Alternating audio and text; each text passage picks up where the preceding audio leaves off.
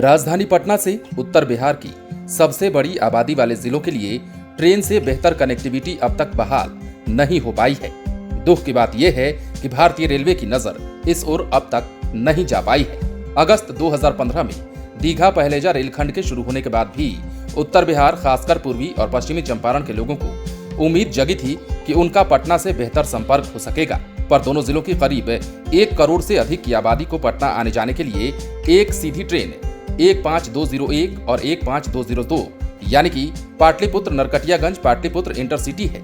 पाटलिपुत्र दीघा पहलेजा मोतिहारी सुगौली बेतिया होते हुए नरकटियागंज तक रेलवे की ओर से 7 वर्षों से ट्रेनों की संख्या नहीं बढ़ाई गई है। एकमात्र ट्रेन का समय भी बेतरतीब है।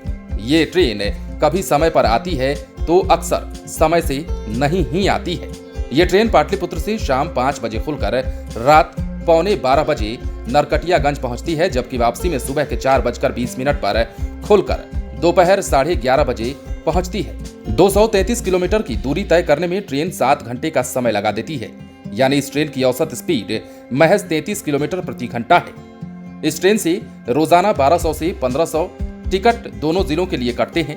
रेलवे की ओर से अब तक पाटलिपुत्र से नरकटियागंज तक ट्रेनों की संख्या बढ़ाए जाने को लेकर ना तो बोर्ड को प्रस्ताव भेजा गया है और ना ही ट्रेन की रेक बढ़ाने के लिए पहल की जा रही है। लेकिन इन सबके बीच यात्रियों को कितनी परेशानियां हो रही हैं, ये कोई नहीं देख रहा। North western Bihar chamber of commerce and industries ने पटना से छपरा के बीच ट्रेन चलाने को पूर्व मध्य रेल के महाप्रबंधक को पत्र भी लिख दिया है। चैम्बर महासचिव सह पूर्वोत्तर रेलवे के रेल यात्री सलाहकार समिति के सदस्य ने बताया कि 63353, 63354, 75202 और 75202 डीएमयू तथा 75221 और 75222 यानी कि डीएमयू सोनपुर से छपरा, 75203, 75204 डीएमयू, 63351 और 63352 सोनपुर से बथुआ बाजार का विस्तार सोनपुर की बजाय पटना से करने से बड़ी आबादी को फायदा होगा। सारण के बेला रेल कारखाना में रोज पटना से आने जाने वाले सैकड़ों रेल कर्मियों को फायदा होने वाला है। पूर्व मध्य रेल के सीपीआरओ वीरेंद्र कुमार के मुताबिक पाटलिपुत्र नरकटियागंज रूट पर ट्रेनों की मांग आने पर समीक्षा की जाएगी। जरूरत पड़ी तो ट्रेनों की संख्या बढ़ाने का प्रस्ताव रेलवे बोर्ड को भेजा जाएगा।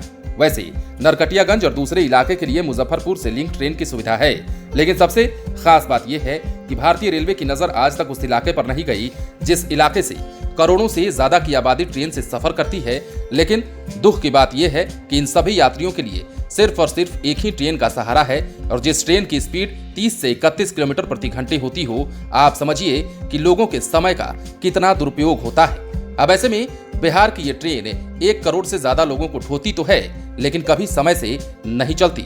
अब आप ही सोचिए कि इतने लोगों की यात्रा के लिए सिर्फ एक ट्रेन का होना क्या पर्याप्त है। अब ऐसे में भारतीय रेलवे को इस तरफ निगाह जरूर फेरनी चाहिए। बने रहें लाइव सिटीज के साथ। यदि आपने इस चैनल को सब्सक्राइब नहीं किया है तो सब्सक्राइब कर लीजिए, ताकि हम आपको खबरों से अपडेट रख सकें।